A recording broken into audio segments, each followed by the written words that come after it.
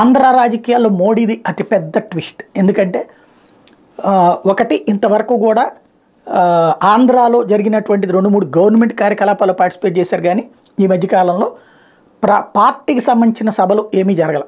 ఈ 5 ఏళ్లలో పార్టీ భారీ కార్యక్రమాలు పెట్టింది లేదు.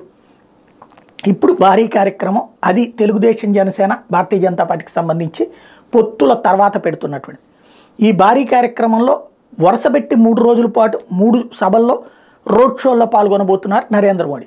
విశాఖపట్నంలో కావచ్చు, అట్లాగే ఏలూరులో కావచ్చు, చిలకలూరుపేటలో కావచ్చు. చిలకలూరుపేటలో సభ, ఏలూరులో సభ ప్లస్ రోడ్ షో, విశాఖపట్నంలో కూడా చిన్నపాటి రోడ్ షోతో పాటు సభ.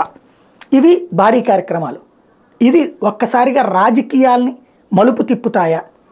నరేంద్ర మోడీ ఇంతవరకు చేసుకొచ్చినటువంటి వాటిట్లో, ఇట్లా జరిగిన వాటిట్లో ఫెయిల్ అయినే తక్కువ. కర్ణాటకలో మొన్న ఫెయిల్ అయింది, చాలా కష్టపడ్డారు ఆయన, కానీ ఫెయిల్ అయింది. అయితే అక్కడ అధికారంలో ఉంది, ఇక్కడ అధికారంలో వైసీపీ ఉంది. తెలుగుదేశం పార్టీ కూటమి ఇక్కడ అధికారంలోకి రావాలనుకుంటుంది. ఇలాంటి భారతీయ జనతా పార్టీని కూడా జట్టు కట్టుకుంది. ఇలాంటి దశలో నరేంద్ర మోడీ ఉపన్యాసం, నరేంద్ర మోడీ టూరు ఖచ్చితంగా అందరినీ ఆకర్షిస్తుంది. మొత్తం అటెన్షన్ అటు పక్కకి డైవర్ట్ చేస్తుంది. సిద్ధం సభ తెచ్చిన ఊపుకి ఇది ప్రత్యామ్నాయం అవుతుంది. ఏం జరుగుతుందో చూద్దాం.